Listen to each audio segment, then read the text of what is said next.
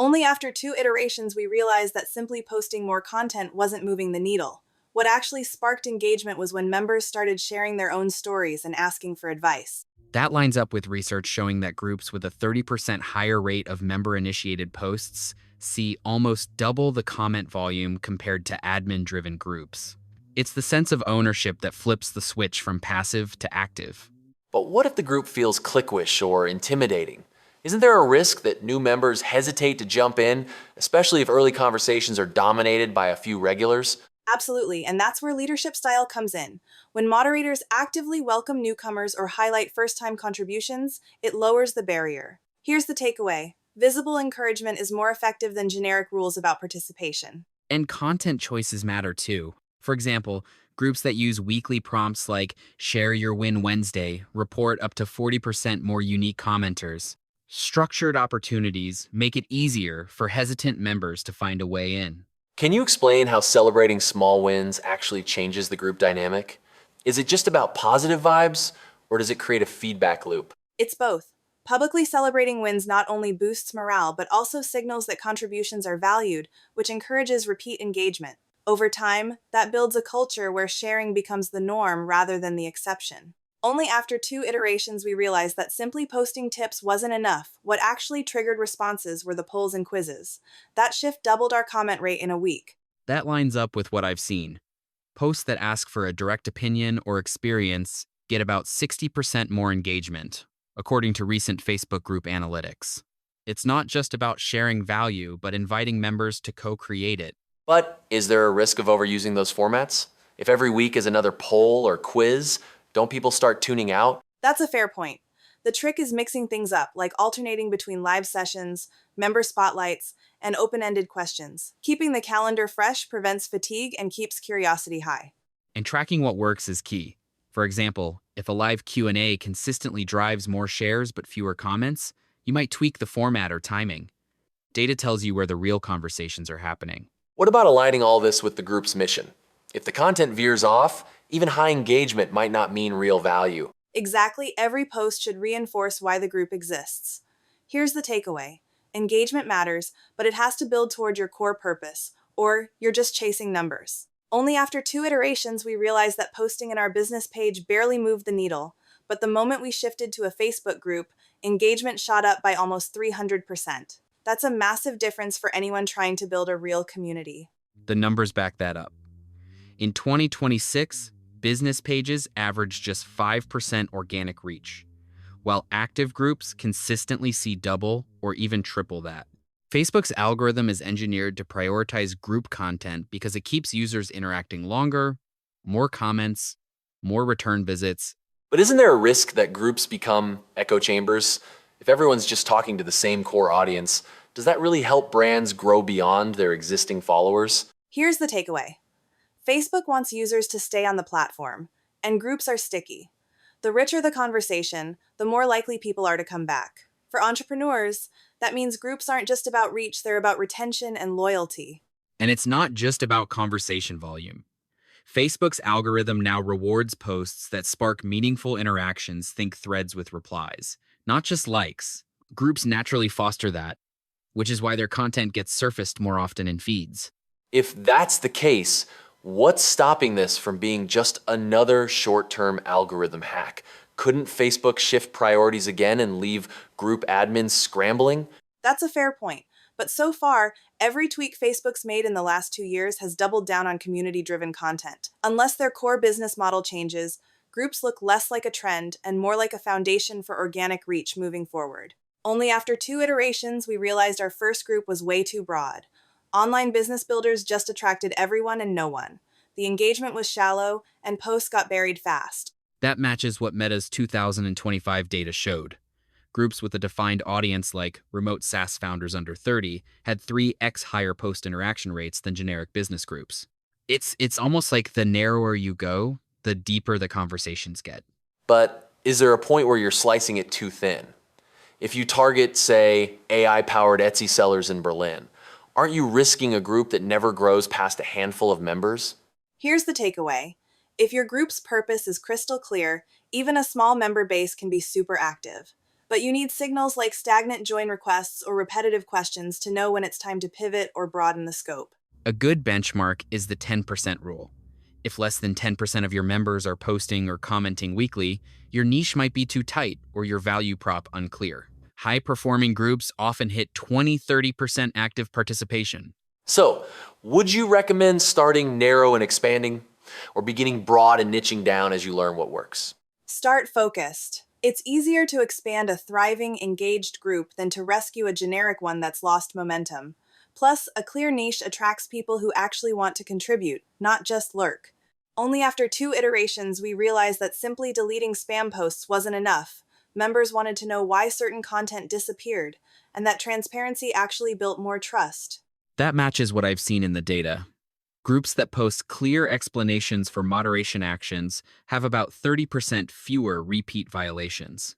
It's not just about removing bad content, but showing the logic behind those decisions. But what if someone feels unfairly targeted by a rule? Isn't there a risk that strict enforcement could push away valuable voices, especially if the guidelines are interpreted too rigidly? Here's the takeaway. Guidelines need to be specific enough to prevent abuse, but flexible enough to allow for context. We started using real-life examples in our rules, so members could see what's acceptable and what crosses the line. And when it comes to warning signs of toxicity, engagement metrics can help if you notice a sudden spike in flagged comments or a drop in positive reactions. That's often a signal that something's brewing beneath the surface. Can you explain how you handle conflicts between members, especially when both sides feel they're in the right? Is there a process for mediation, or do you rely on temporary mutes and bans? We actually use a tiered approach. First, we reach out privately to both parties, clarify the guidelines, and encourage them to resolve things directly. Only if that fails do we consider stricter measures like muting or removal. Only after 2 iterations we realized that vague rules like be respectful weren't enough. Members kept asking what counted as respectful. So we rewrote the guidelines with concrete examples, and engagement improved almost immediately. That lines up with what I've seen. When groups specify, say, no personal attacks or name calling, moderation actions drop by about 30%. It's measurable, clear expectations, reduce confusion and conflict. But what happens if someone pushes back, arguing the rules are too strict or stifle discussion? Isn't there a risk of alienating active members? There's always a balance. We started inviting feedback through anonymous polls, which surfaced concerns we hadn't considered. For example, one rule about off-topic posts was relaxed after members explained how certain tangents actually built community. And it's not static group norms evolve. I've tracked several communities that update guidelines every 6 months, especially after major events or shifts in membership demographics. If the rules keep changing though, how do you make sure everyone's on the same page? Isn't there a risk of confusion? Here's the takeaway. Every update gets pinned and summarized in a welcome post. Plus, we tag new members so they see it first. That way, clarity stays high even as the group adapts. Only after 2 iterations, we realized that our most appreciated posts were the ones offering step-by-step guides, not just quick tips. That pattern really shaped how we planned our content calendar. That lines up with the data I've seen. Posts with actionable frameworks get about 40% more engagement in niche Facebook groups. But there's a ceiling. If you give away too much, members might expect everything for free and never convert to paid offers. But how do you actually measure when you're giving away too much? Is there a point where free value starts to undermine your authority instead of building it? I've found that setting clear boundaries helps. For example, I'll share templates or checklists, but reserve in-depth walkthroughs for paid members. The key is consistency. Members know what to expect, and that predictability builds trust. There's also the burnout factor. According to a recent survey, over 60% of group admins feel overwhelmed trying to maintain daily value posts. Automating some content or crowdsourcing tips from advanced members can help spread the load. Assuming you automate, how do you keep the content feeling authentic? Isn't there a risk that scheduled posts come off as generic or disconnected from what members actually need? That's where regular feedback loops come in. I run monthly polls and Q&A threads to spot shifting needs. Sometimes beginners want basics, other times advanced users push for deeper dives. Here's the takeaway. Consistency isn't about volume, it's about reliably meeting your community's real needs. Only after 2 iterations we realized that our engagement rates jumped when we let AI suggest post topics based on trending keywords in our niche. That shift was subtle but made a measurable difference. That lines up with what I've seen. One tool I tested increased comment volume by 18% just by auto-generating daily prompts. But here's the catch. The AI sometimes missed context, like local slang or inside jokes, which made a few posts fall flat. If the AI can't pick up on those nuances, doesn't that risk making the group feel generic? I get the efficiency, but what's the point if members start tuning out because it feels automated? Here's the takeaway. Automation works best when it's paired with human oversight. For example, we set up AI to flag potential spam, but a moderator still reviews the final decision. That keeps the group safe without over-policing. And on the analytics side, AI can break down which posts drive the most reactions or shares. One dashboard I use even predicts peak posting times based on past engagement patterns, saves hours of guesswork. But what about privacy? If these tools are analyzing member behavior, how do you make sure you're not crossing a line or violating trust? That's a real concern. We're transparent about what data gets analyzed and always give members the option to opt out of certain features. Balancing transparency with automation is non-negotiable if you want long-term trust. Only after 2 iterations, we realized that introducing paid memberships too early actually stalled our group's growth. Timing is everything when you're thinking about monetization.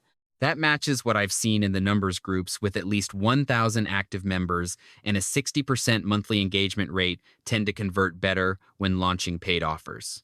Jumping in before that usually leads to low uptake and even member drop-off. But how do you know your group is ready? If you're just seeing a handful of comments per post, isn't it risky to start pitching products or coaching? Here's the takeaway. If your members are already asking for resources, advice, or exclusive content, that's a strong signal. It's less about the raw numbers and more about the quality of interaction. Direct product sales work best when you've built trust, but affiliate marketing can be a softer entry point. For example, one fitness group I analyzed generated $2,500 a month just by recommending gear through affiliate links without charging members directly. Isn't there a risk of eroding trust if you suddenly start promoting products, even with affiliate links? What keeps people from feeling like the group's just a sales channel? Transparency is key.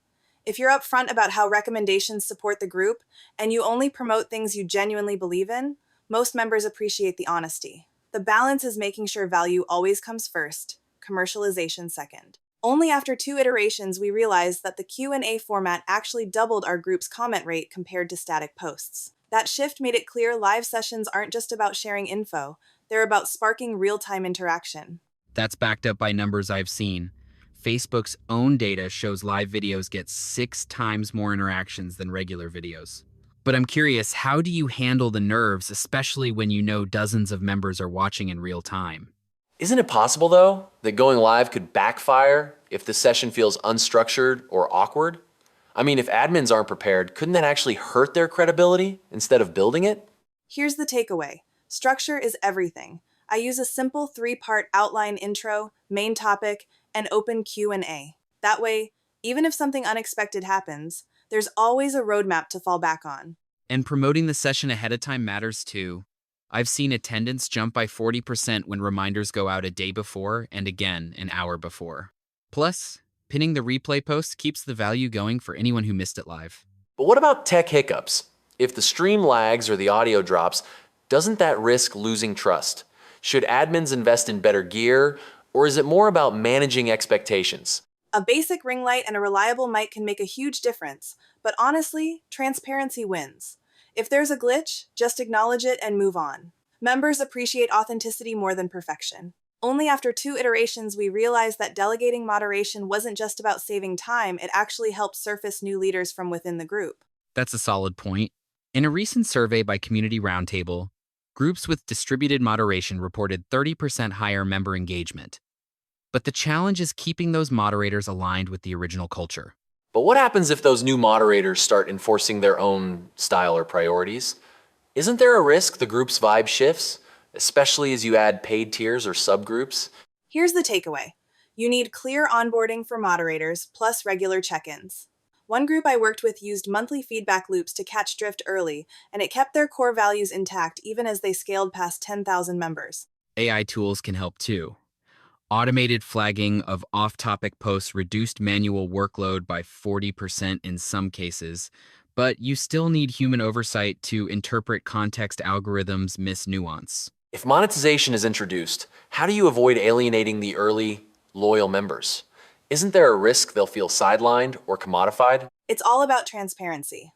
Groups that communicated their reasons for paid tiers up front and offered legacy perks to founding members saw less churn. The key is to frame monetization as a way to enhance, not replace the original community experience. Only after 2 iterations, we realized how crucial it is to align your group's content cadence with Facebook's evolving algorithm. Here's the takeaway.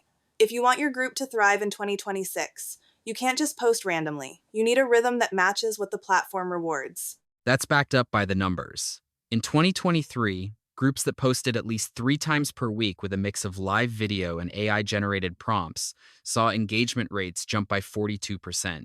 The algorithm is favoring consistency in interactive formats, not just static posts. But what if your group isn't growing, even with regular posts? Is it possible that focusing too much on frequency could actually dilute the value for members? If you're just chasing frequency without delivering real value, you'll lose trust. The groups that last are the ones where every post solves a problem, sparks a conversation, or gives members a reason to return. That's where leveraging AI can help use it to personalize content, not just automate it. And don't forget about monetization. Groups that build authority first by offering exclusive insights or mini trainings are the ones that convert members into buyers. A recent benchmark showed that authority-driven groups had 3x higher conversion rates on digital products. If someone's just starting out, would you say it's better to focus on building community before launching any paid offers? Or is there a way to do both without overwhelming new members? You can absolutely do both, but sequence matters. Start by nurturing genuine connections, ask questions, spotlight members, and share quick wins. Once you've built that trust, introduce resources like eProducts Empire University to support their next steps. If you're ready to take action, now's the time to join a community that's invested in your growth. I put the link to our community in the description. Thanks for being part of this journey. Your Facebook group empire starts with your next move.